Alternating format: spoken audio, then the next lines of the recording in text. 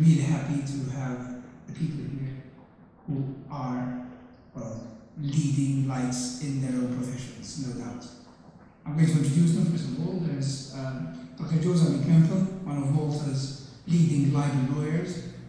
We have Mr. Carl Wright, who's the chairman of the Institute of Malta Journalists.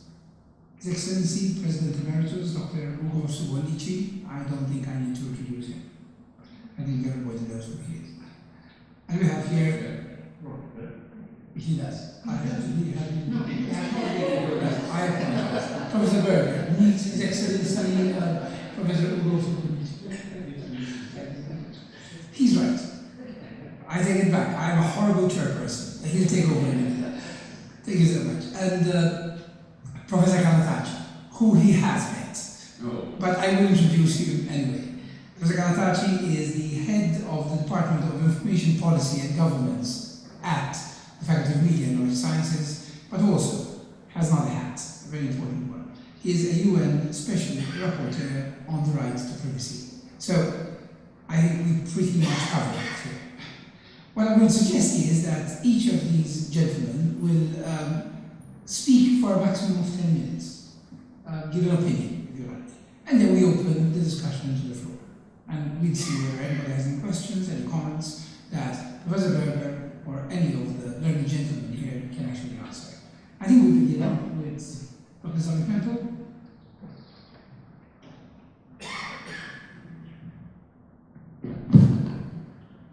I didn't prepare any material. I thought it was going to be more a debate with the floor.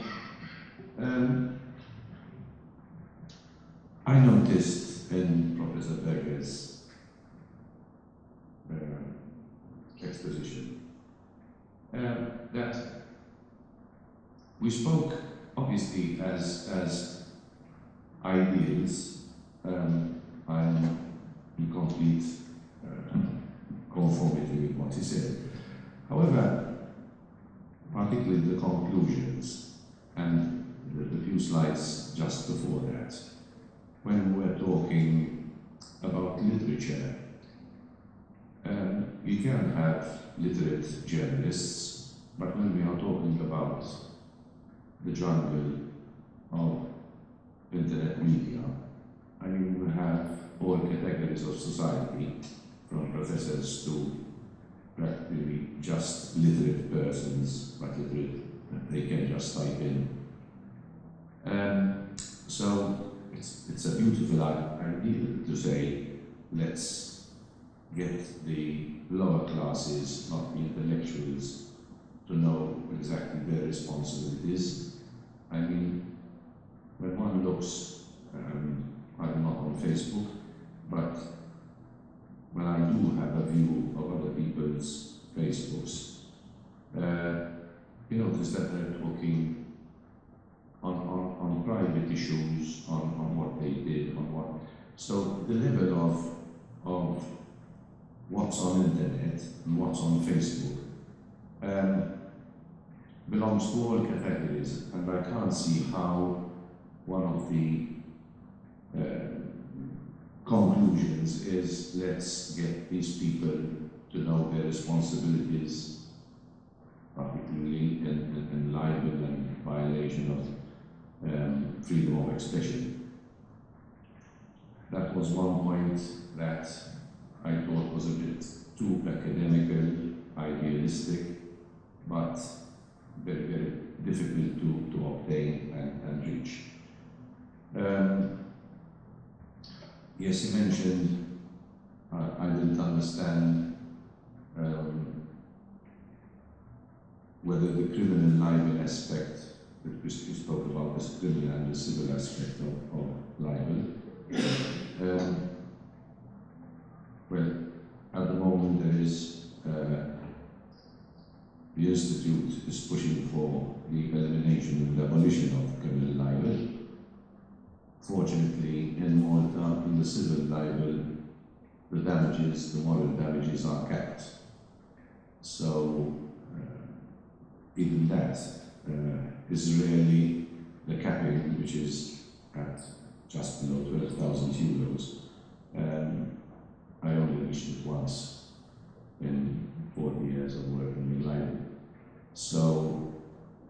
that is, but for any stable, it is a hard balance. I mean, you can't get 4 of those because the newspaper will suffer. The criminal libel, I was always averse to it. It annoys me, but it is still used. We have had the previous government and the present administration proceed all in agreement that criminal libel should be abolished. I understand the President, we appeared on television some weeks ago, and this was the topic about criminal libel, and obviously I'm aware that the Institute is pushing for its total abolition. Everybody says yes, but in Parliament there's no noise that this is going to happen in the immediate future. I wish it would, because I'll get rid of a few cases I have.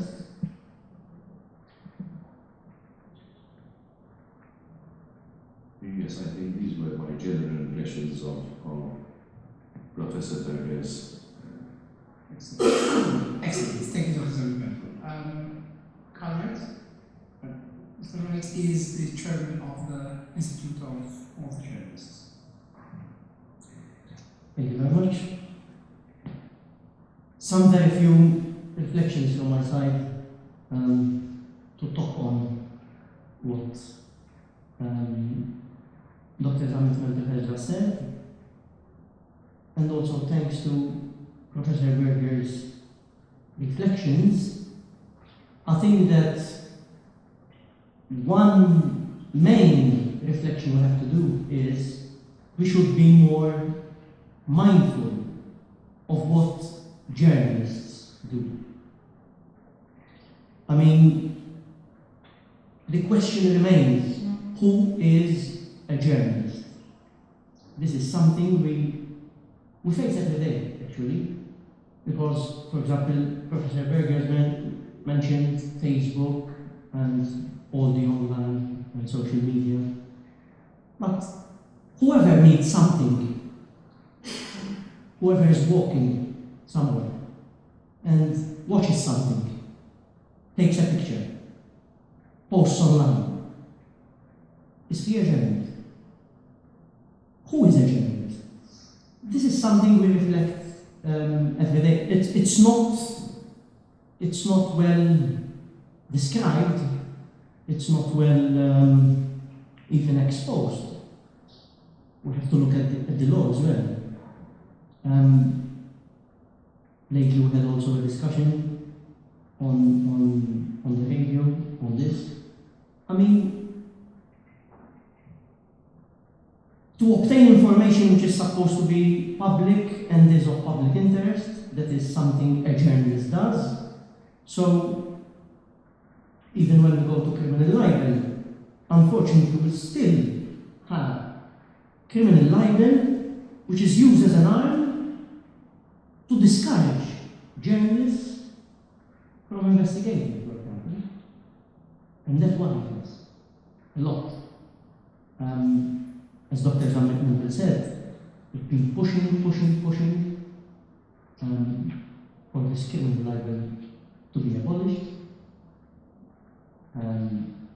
Was supposed to be abolished till last December. We were promised that, but unfortunately we're still waiting.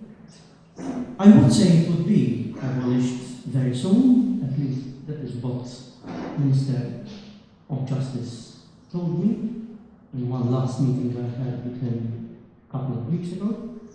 Another reflection, and I would like to hear more about, is about the source. The source. Who tips? Could be also online, because journalists pick statements, pictures from the social media and investigate. So also through social media, we do investigate as journalists. But what about the source? Lately, it was very, very, very worrying, it was very worrying, that we had in courts, legal people, like Dr. Zamet Mempel, I think you are involved in the case as well, on the other side, asking the court, no, obviously, that's why I said on the other side, but your counterpart was asking the court to order someone to reveal the source. God forbid that we get there. I mean, even there is a question mark on the accused if she's a journalist. That is not right. Again, who is the journalist? Even online, even if he is a blogger, even if he just produces or she just produces a radio program or a television program.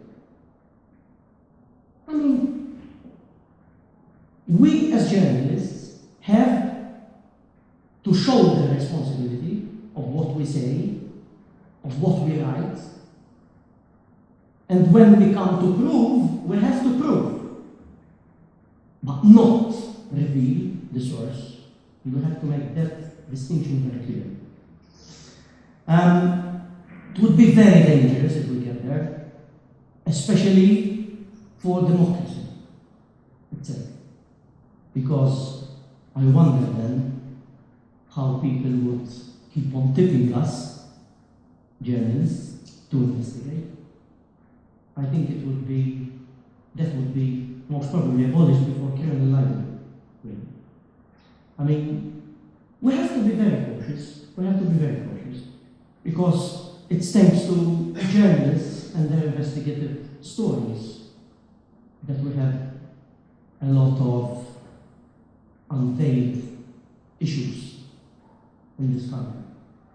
Obviously, it is the freedom of expression which fosters democracy, and I strongly believe, on behalf of the Institute as well, and on behalf of fellow journalists, colleagues of mine, that is a pillar of society, and we have to work for keep on fostering it, and not damage it. Thank you very much.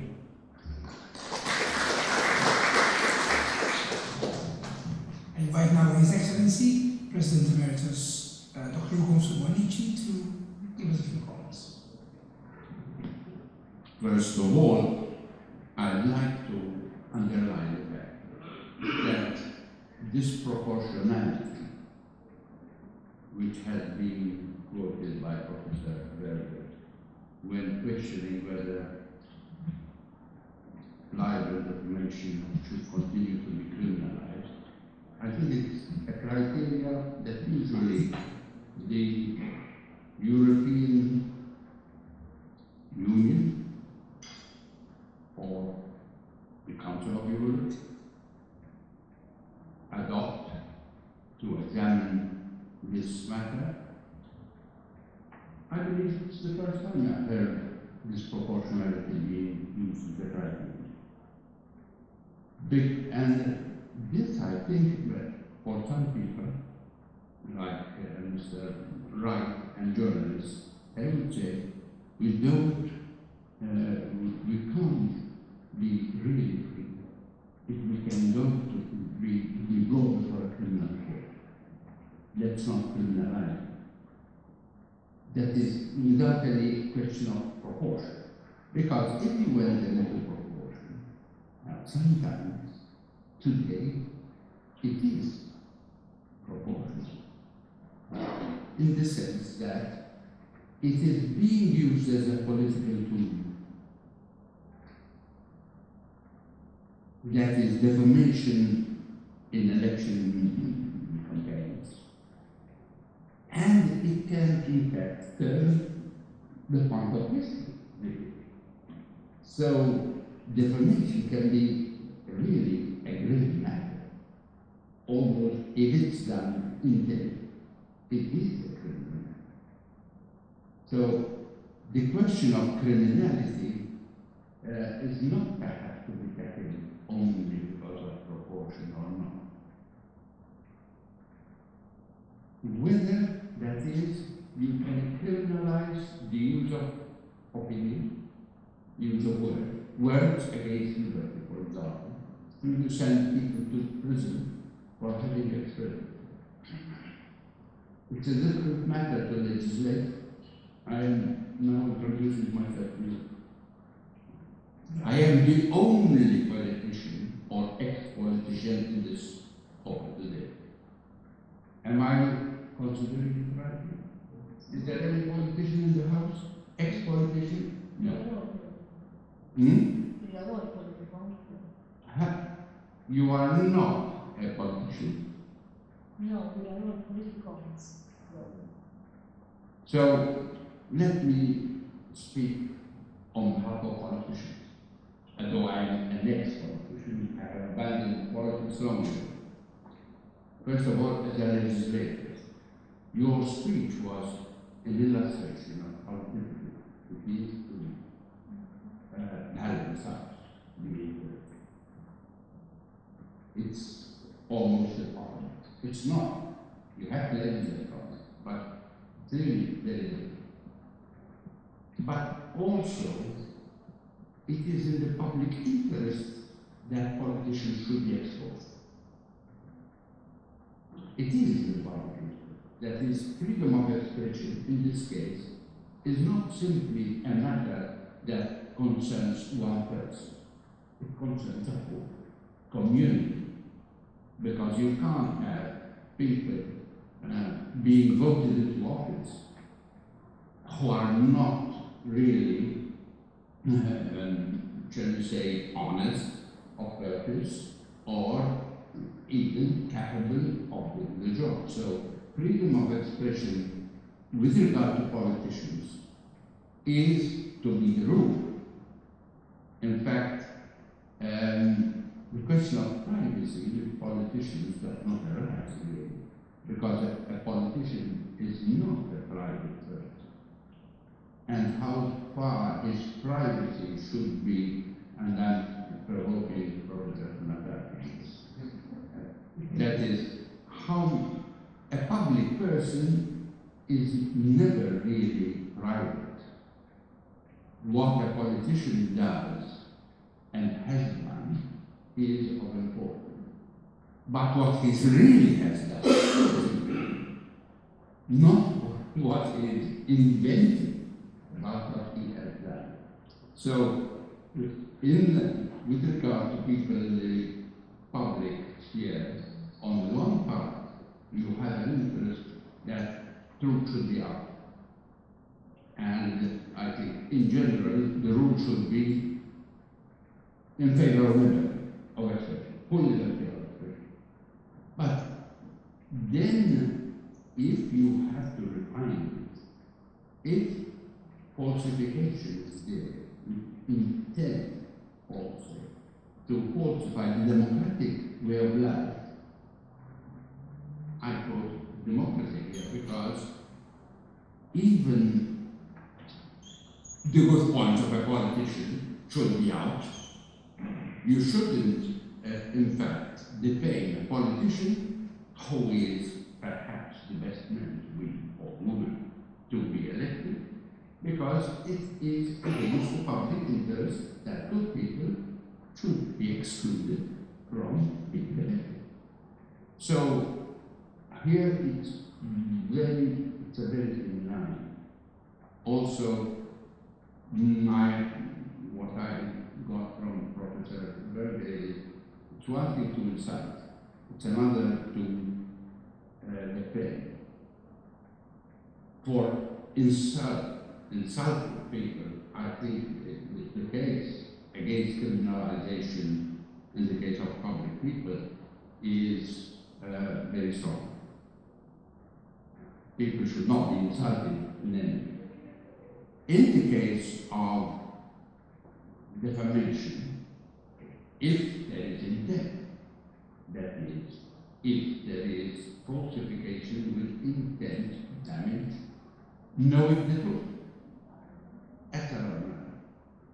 I speak also as the son of a man who was sent to prison for a newspaper article.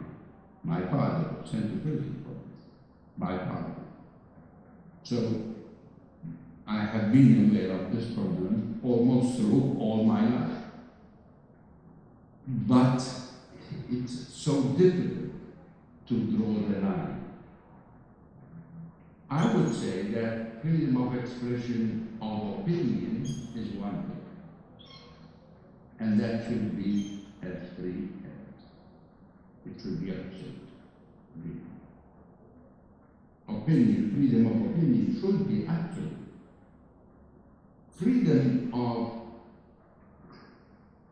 defamation or insult is another. So I think we should all think again. And I think there should be a national debate about how far our laws should go in this matter. Our press law was, now has quite some time. It was born with me. It's a year, I think, younger than me. I was born in 32. It was born in 33. So now it's quite some time that we should revise it properly. And there are problems now, today, online, which are completely new. So here, the matter of authorship and anonymity is of utmost importance, because you are using a very potent instrument and hiding it all the time.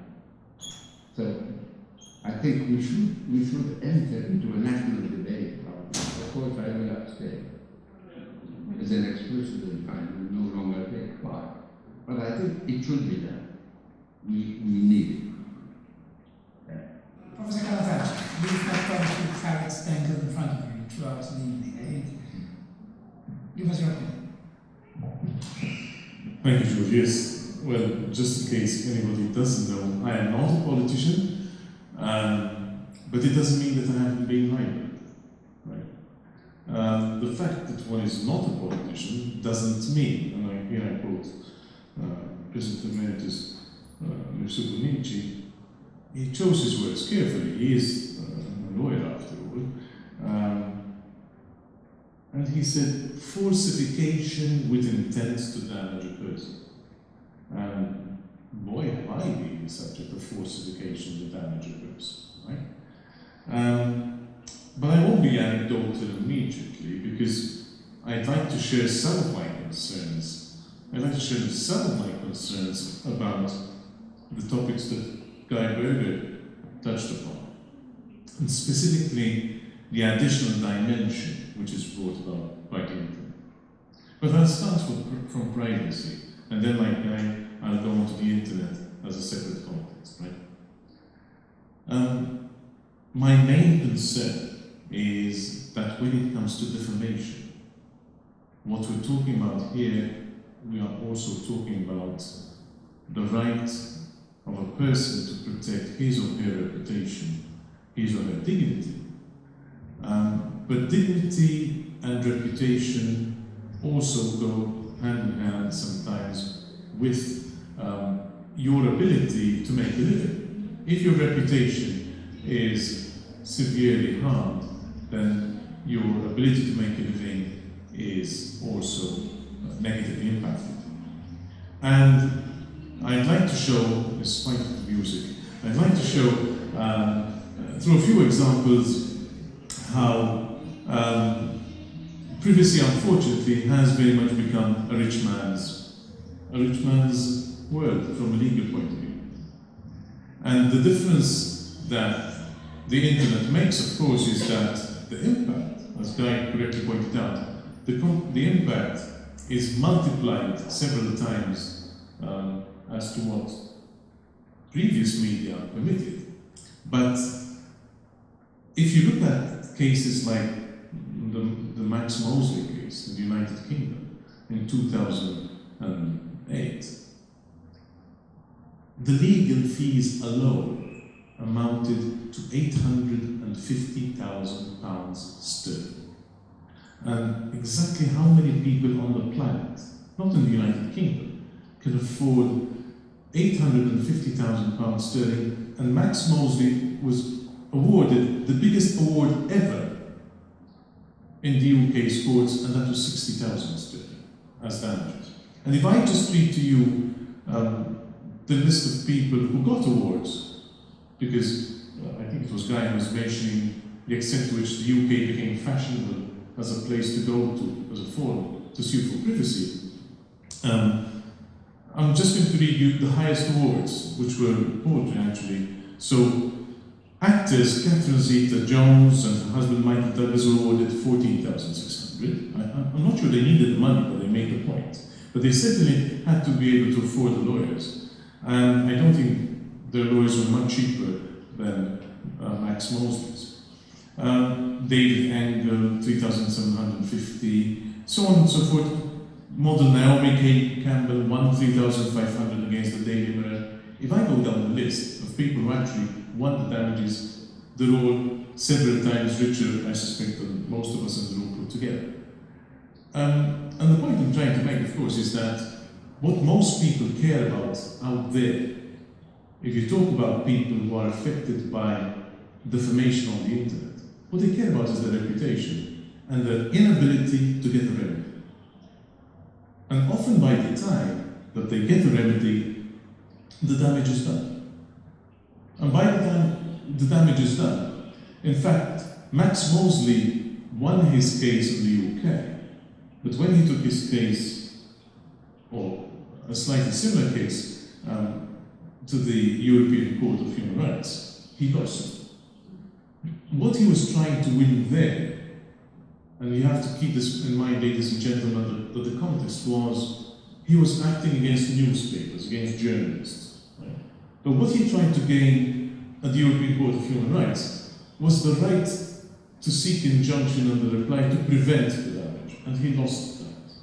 He lost that right. Now, I would dare say it's very debatable as to whether you can lose, you should have the right to seek an injunction against something being published to prevent the damage being done. I'm not even going there at this moment in time. But what I'd like to comment upon is the additional dimension that the internet adds. And that's the dimensions of ubiquity, but also of anonymity. Now, from a privacy point of view, you may be expecting me to argue in favor of anonymity, and I certainly would if I had more than 10 minutes. But at this moment in time, I'd like to point out also the problems with anonymity when it comes to defamation. When the previous Prime Minister of Malta, acting in his capacity as leader of the opposition, chose to say lies about me, and at least I knew who was saying the lies, and I could go to the courts and obtain an action, obtain a judgment which said there was no proof, there was no evidence, and the previous Prime Minister was condemned to pay me damages. But if somebody goes onto the internet and says that in an anonymous fashion, not only do I have the problems of jurisdiction, which Guy Berger referred to, but that was not the problem. Who do I identify? Who do I sue? Where do I start? Right? And in the case of the Prime Minister, the previous Prime Minister, his allegations were pretty serious, and the court remarked on that. Because he said that I was misappropriating EU funding. Now, a university professor these days lives to his or her ability to secure and attract EU funding. My reputation could have been seriously tarnished. As it is, I've thrived. That's okay, that's fine. But it's no thanks to him. And why am I saying this? I'm saying this quite clearly because the impact of similar cases, and we have seen hundreds, thousands of these cases, of the inability to secure a remedy, or the remedy arriving too late, right? Justice delayed is justice denied, but in my case it was 5 years down the line that I got a decision. So, and this is where I'll stop being anecdotal and go on to the other forms of issues that we're seeing in front of us when it comes to the internet and anonymity. It is becoming a very serious issue that we now have not only journalists who are supposed to be trained and who are taught libel law and who have the ability to go to the in-house lawyer and seek advice, or to have an editor and several layers in the organization which helps temper the issue, which helps keep things in check. But now we have literally tens of thousands of people out there making public comment, and although some of them do have websites to go to get legal advice, it's nowhere as strict a regime. And in that case, we see that the risks to a lot of people who don't have the financial means of Max Mosley and others is a serious one, and one where it's not only the privacy which is involved, but also especially the right to dignity. I could go on about privacy because it goes on and on, but my final comment is also to point out that politicians have a right to privacy too. And in some cases, especially for example in Hanover versus Germany, we saw cases from the European Court of Human Rights which even granted politicians the right to a private life too. But thank you, I'll stop there. I think before I open the discussion to the floor, His Excellency would like to make a comment. Just smile at Joe. Basically, he was telling me it's not a victim, it's victims. No, because what Joe was saying was that politicians have the right to privacy also. But they are, I believe that they are always public persons. Even in their private life, they are public persons. Because they are putting on their credibility and the fact that they are asking people to trust them. And you trust people on all facets of life. So the point I wanted to make is that if you are asking for people to trust you, you can't find anything from them. The question of privacy here is. But I wanted to put you a question to Professor Kamarati, when he says a poor man cannot sue in a civil court. Then the only remedy a poor man has is a criminal suit. So this, that is asking the police, the prosecution, to prosecute on his behalf without forking out money.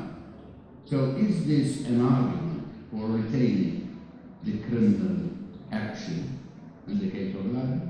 This was the... I think we've actually brought out quite a few of the different sides of the argument here. And we will have the chance, everybody will have the chance to actually, rebut, talk, etc., etc.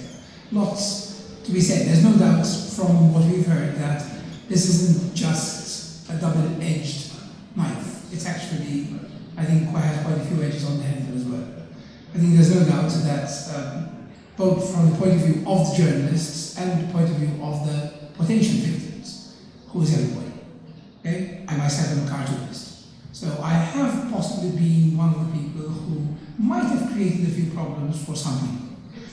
Let's just put it like that. Never with hatred, but often with intent. So I think I'll stop there. Since I'm the chairman, I cannot really speak. I should put a good intent, yes, extremely. I think let's see whether anybody in the audience would like to, yes, if we have microphones here, if anybody in the audience would like to make ask either a question or make a comment about the proceedings. We'd love to hear from you. Would anybody like to say anything about either what Professor Berger said or anybody in the actual panel said? Anybody here? Or is this? Yes, we have one person. Yes, thank you so much. Can you please introduce yourself before you actually speak?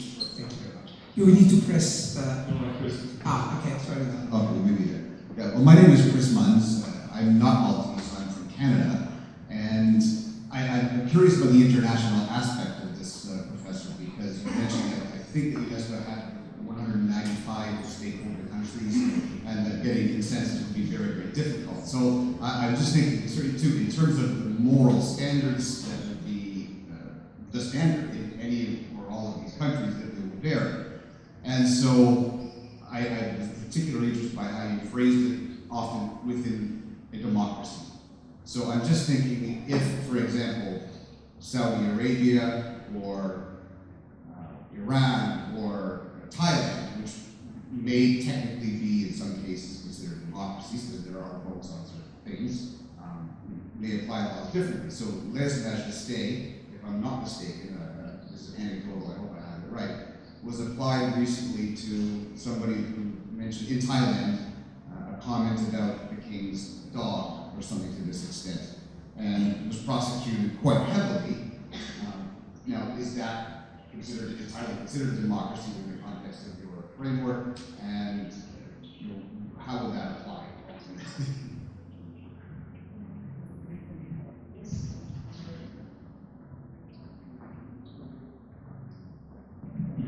Okay, well, first of all, I just want to also thank the panelists for their very high quality responses, and also to apologize to His Excellency for not speaking when mentioning when I first came. I wasn't aware of his status. Anyway, well, this, of course, is a big question between what states say they sign up to and how they behave, and the gap between it. But that does bring me to the point made by our first speaker, who said it was very idealistic to think that one could try and get ordinary people to learn some of the things that journalists would know. And I think just because it is difficult doesn't mean one should throw away the ideal. So I would prefer that states say they subscribe to this and they don't do it, then say that they don't even subscribe to it. Because if they say that they subscribe to it, then at least you've got some leverage to say, well, what you're doing, very hard to interpret as being in line with what you've signed up to. And that's what we have to do at UNESCO. We go around the world and say to governments, this doesn't quite seem in line with international standards. Would you kind of want to reconsider? And sometimes we're successful. There's majesté that is extremely difficult to tackle in some countries. Even some countries that are democracies, very clearly democracies. But Thailand, even before the military rule now, was quite clearly democracy, and then there's majesté then. So there's quite a number of European countries have it as well.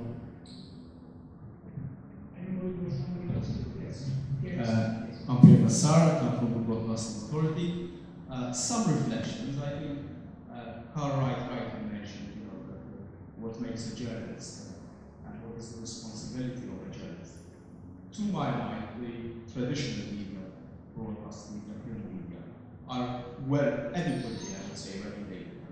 And people who work in the industry have at least a vague idea of the parameters. I think the concern that Professor Berger mentioned arises out of user-generated content, but the benefits stem from the comments that accompany the article that bloggers were posting. So the problem here is, and Professor Berger also mentioned, there's enough political control in traditional media and broadcast media on the print media to prevent articles, programs from possibly carrying defamatory comments. It's the user-generated content which is creating problems. And when it comes to opinion, we seem to be in agreement that there shouldn't be any limitations to an opinion. And I think that is where, you and others talks basically, because you describe it as a jungle, it does become a jungle, and can someone use an opinion to incite racial hatred, for instance? Let me give just one example. In 2014, the Broadcasting Authority was faced with a very tricky situation during the American elections. There is a far-right party, which is called the Imperial Europa, and parties have a right to produce political spots, which we then broadcast for. And we were presented with a 15-second spot, I think. It was very, very brief, and it was like a boatload of irregular immigrants, and like a headline. Illegal immigration is the root of criminality, infectious disease, and problems.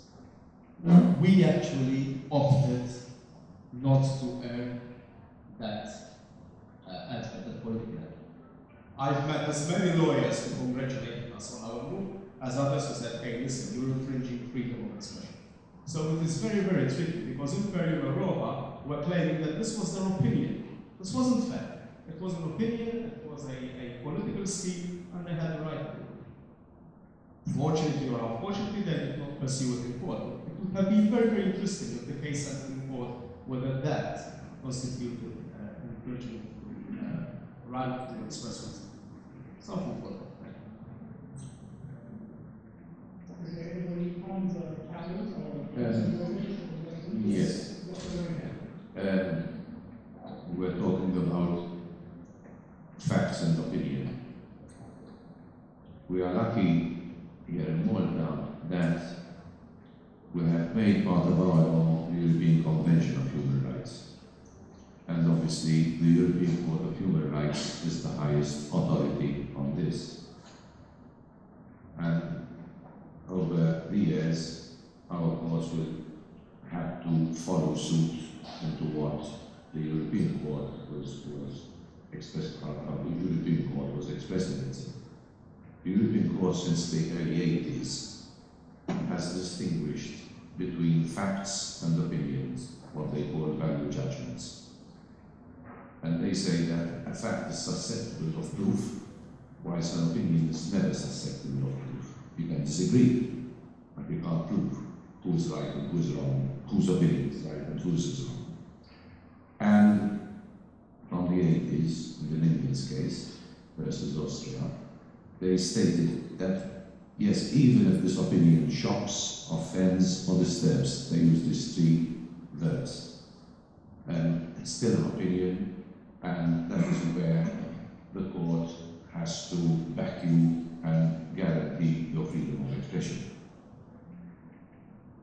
So basically, over the years now, we are limiting libel, which is the exception to the general rule and fundamental right of freedom of expression. It's restricted to an untrue fact, which is defamatory, but it has to be a fact, an allegation of fact. Otherwise, as that was the point I think you mentioned, on the difference between fact and opinion. Then obviously, when you go into racial hatred, or it might still be an opinion, but then you are infringing a criminal part of the criminal code, where you go into this crime. But obviously, in that case, the black race can't open a civil or a criminal suit. It would have to be the police who actually execute the proceedings. Is there anybody else who would like to make a comment or ask a question from the floor? If there isn't, then I will ask Professor Berger to conclude and give a few comments on maybe perhaps what was said in the panel and what was said on the floor. Professor Berger. Well, thank you very much. I think people have raised extremely interesting points. The question of who is a journalist, I wonder whether this is the the fundamental thing of considering defamation, because one would expect journalists not to be doing defamation, and so it's others, but defamation is really not whether journalists do defamation, it's a freedom of expression issue, so it could be anybody. But I think that you raised a very interesting point, that the whole question of confidentiality of sources is a distinct issue and an important issue and a valuable issue. And actually, when they start getting mixed up with defamation, that's not necessarily the ideal way, because they're distinctive issues. In the same way that hate speech is different to defamation, because in terms of the International Covenant on Political Rights, actually hatred that's incitement, advocacy to incitement to violence, hostility or discrimination, it should be illegal. In other words, that is definitely criminal. But defamation is not definitely criminal. It's not called on to be criminal in the same way that hate speech is. And the question then whether it should be criminal, I think it's a difficult question, because you could say speech crimes, definitely genocidal speech and so on, that is a criminal aspect. Whether you want to make defamation a crime,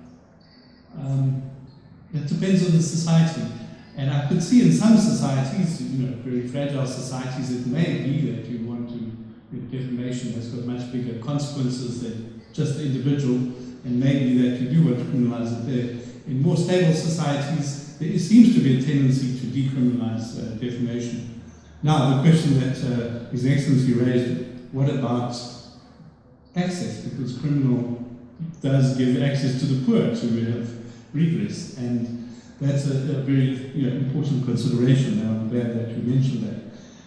I guess at the end one has to figure out whether there are other mechanisms to assist poor people to bring actions for defamation without having to criminalize the commitment of the committing of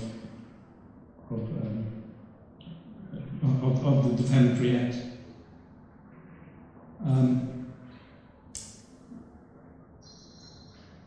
Even with ill intent and falsification, should it still be criminal? That's a debate that societies could have. But it is a very serious thing to say that an act of speech, which is not hate speech, is a criminal act.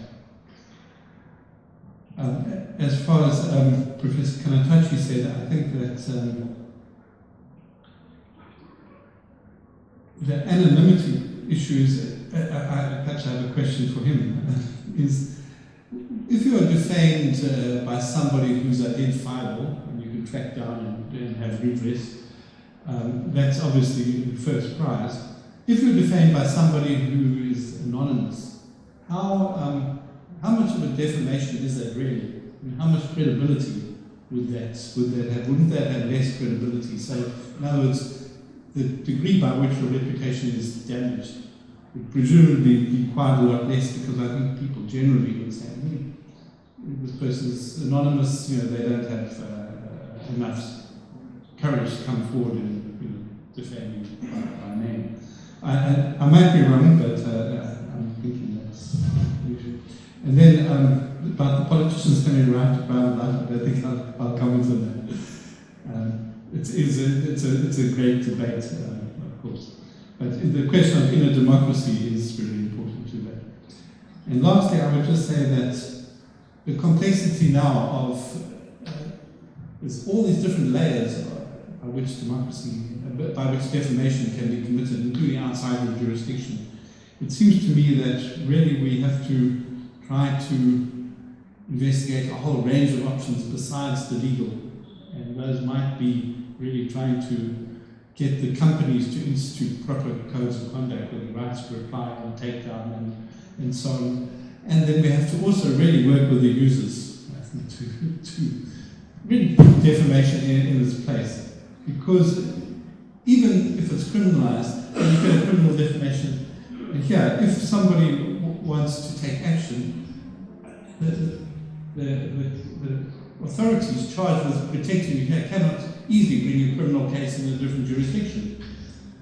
So that in a way that these are some of the limits of law in the internet age, and we've got to try and find other responses as well.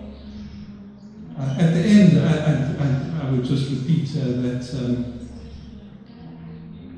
defamation is a problem. We can acknowledge it. At the same time, without being on the side of the press, I think for everybody, for society, freedom of expression is really, really important. And as people say, more expression is better than less expression. And often the ills of expression, the shocking, offensive statements, they can be redressed through more speech rather than limiting speech. So I would end on that.